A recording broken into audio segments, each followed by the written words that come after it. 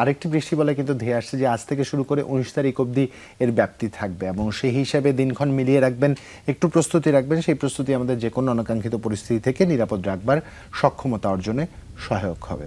এবং আজ রোববার রংপুর, ময়মনসিংহ, খুলনা, বরিশাল, চট্টগ্রাম ও সিলেট বিভাগের অধিকাংশ জায়গায় এবং রাজশাহী ও ঢাকা বিভাগের অনেক জায়গায় অস্থায়ীভাবে দমকা হাওয়া সহ হালকা থেকে মাঝারি ধরনের বৃষ্টি অথবা বজ্রসহ বৃষ্টি হতে পারে।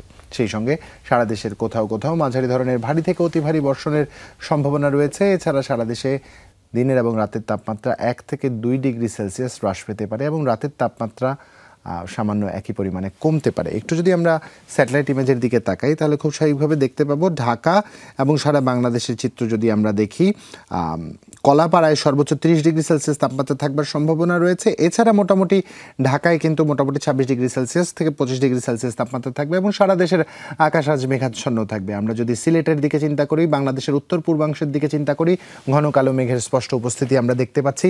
একই সাথে মধ্য বাংলাদেশ বরাবর এবং উত্তর পশ্চিম প্রান্ত কিন্তু একদমই মেঘে ঢাকা। এই দৃষ্টিকোণ থেকে বলে দেয়া যায় যেহেতু ভারত এবং ভারতের নিকটবর্তী উত্তরাংশে যেই প্রতিবেশী রাষ্ট্র ভারত রয়েছে, মেঘালয় রয়েছে, সেই অঞ্চলে প্রচুর বৃষ্টিপাত হওয়ার সম্ভাবনা রয়েছে এবং সেই বৃষ্টিপাত কিন্তু পাহাড়ি ঢলের তৈরি করবে, যা নদীর পানির উচ্চতা বৃদ্ধি করতে পারে, অনাকাঙ্ক্ষিতভাবে বিপদসীমার উপর দিয়েও প্রবাহিত হতে পারে। এবং এই ধারাবাহিকতা অব্যাহত থাকলে, কারণ সম্ভাব্যতার যে বিচার দেওয়া হয়েছে যে সেই বিচারে 90 থেকে প্রায় 200 বা 250 মিলিমিটার বৃষ্টিপাতের গড় বৃষ্টিপাতের সম্ভাবনা কিন্তু গতকাল কোথাও পড়ছিলাম, সেই বাস্তবতা যদি প্রতিফলিত হয় তবে পরিস্থিতি কিছুটা অস্বস্তিদায়ক হবে। হঠাৎ করে নদীর পানি বেড়ে যাওয়া এবং খানাখন্দ, পুকুর, ডোবা, নালা সব পানিতে পরিপূর্ণ হওয়া, এতে করে জনজীবনে একটা স্পষ্টত প্রভাব পড়বে।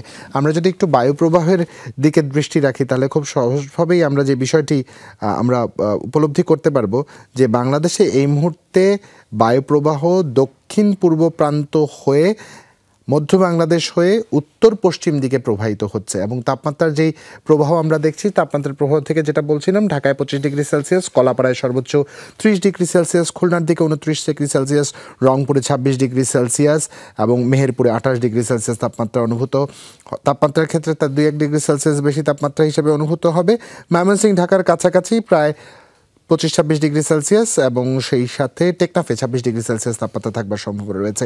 যেই বায়ুপ্রবাহের কথা বলছিলাম যা দক্ষিণ পূর্ব দিক থেকে মধ্য বাংলাদেশ হয়ে উত্তর পশ্চিমাংশের দিকে প্রবাহিত হচ্ছে, সেই বায়ুপ্রবাহ এবং মেঘের যে উপস্থিতি ক্রমান্বয়ে যদি আমরা ধরে নেই খুব স্বাভাবিকভাবে বাংলাদেশের উত্তর পশ্চিম প্রান্তে ঘনীভূত হবে, মধ্য বাংলাদেশে এই মেঘ ঘনীভূত হবে এবং বৃষ্টিপাতের পরিমাণ খুব স্বাভাবিকভাবেই বাড়বে।